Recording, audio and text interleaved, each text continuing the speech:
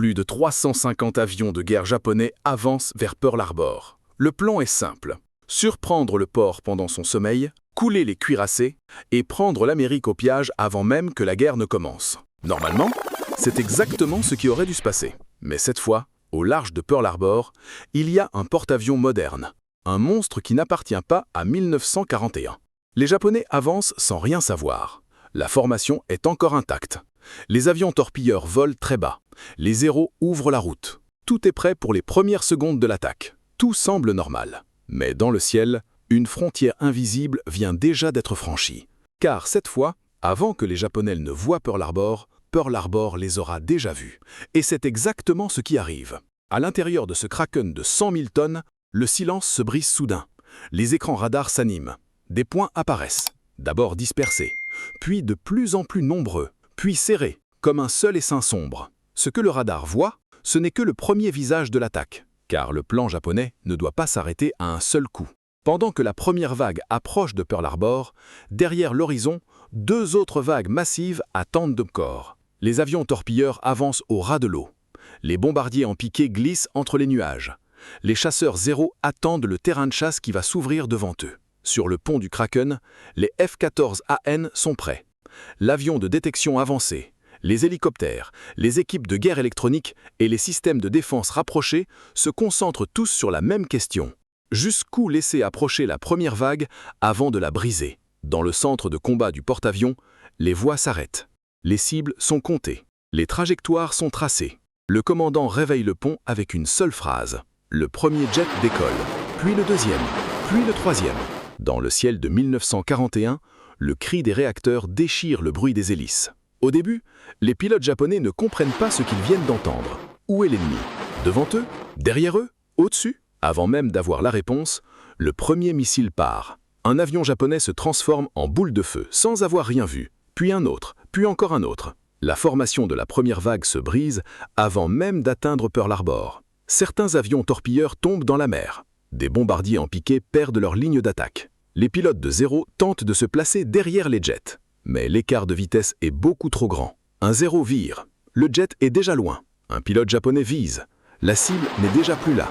La première rumeur ne se répand pas dans les radios, mais dans l'esprit des pilotes. Les Américains ont des avions invisibles. Non, ce ne sont pas des avions. Non, ce n'est pas une guerre normale. La première vague se brise, mais elle ne disparaît pas. Car certains avions atteignent quand même Pearl Harbor. Une bombe tombe sur un hangar. Une torpille entre dans l'eau. Une énorme explosion éclate près d'un cuirassé. Pearl Harbor commence à brûler. Moins qu'avant. Mais il brûle quand même. Et juste au moment où les Américains pensent avoir contenu la première attaque, une deuxième masse apparaît sur les écrans radars. Le problème est simple. Ce n'était que la première vague. La deuxième vague n'arrive pas de la même manière. Les Japonais ont déjà appris. Les formations s'ouvrent. Les avions entrent dans les nuages, certains arrivent très bas, presque au contact de l'eau, d'autres montent plus haut pour attirer l'attention.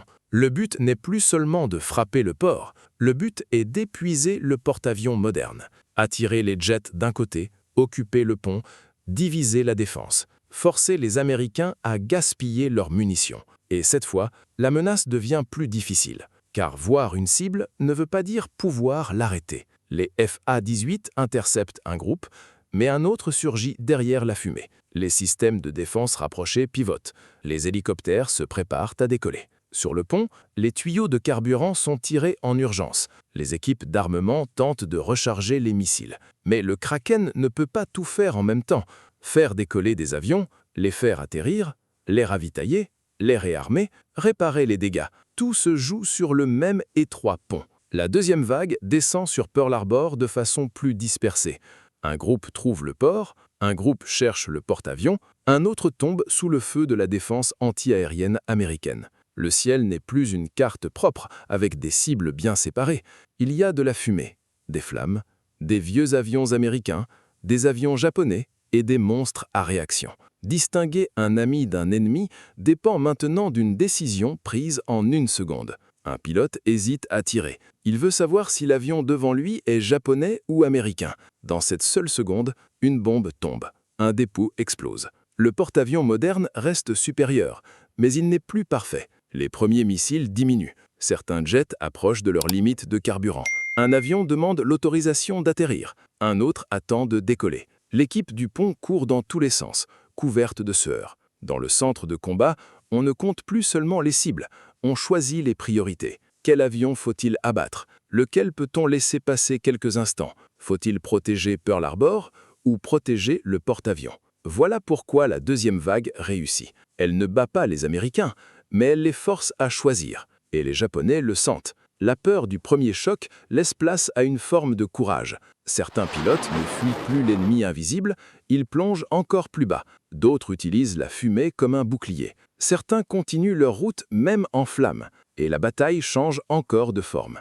Ce n'est plus une démonstration de puissance, c'est une course contre le temps. Et à cet instant précis, la troisième vague approche. Cette vague est la plus dangereuse, parce que tout le monde est déjà fatigué. Les pilotes de jet enchaînent les sorties. L'équipe du pont court sans arrêt entre le carburant, les munitions, les atterrissages et les décollages. Les commandants fixent le même écran depuis de longues minutes. Puis les signaux de la troisième vague apparaissent.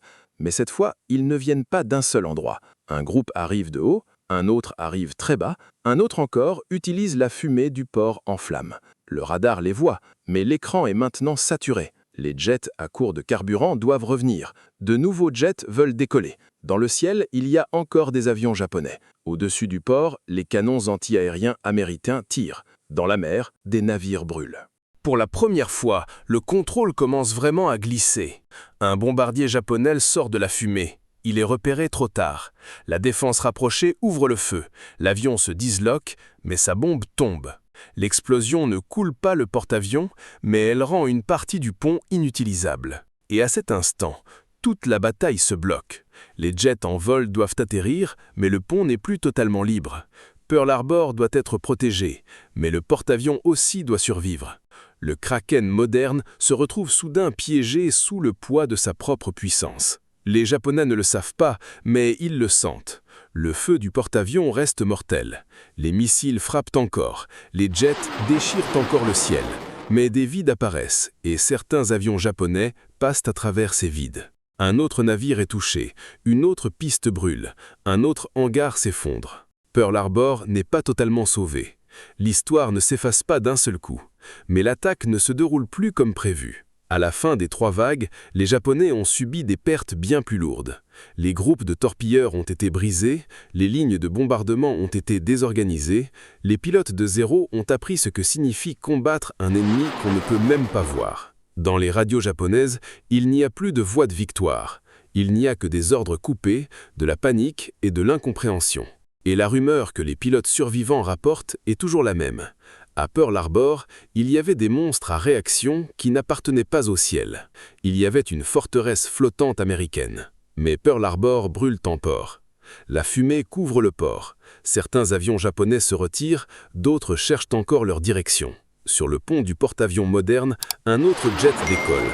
Un autre dommagé tente d'atterrir. Et depuis l'épave d'un avion japonais, une voix grésille dans la radio. « Centre, qui a gagné le raid ?» Alors, ce jour-là, qui a vraiment gagné? Ou une question encore plus folle. Et si un destroyer français, moderne, combattait la flotte anglaise à Trafalgar? La réponse est à l'écran.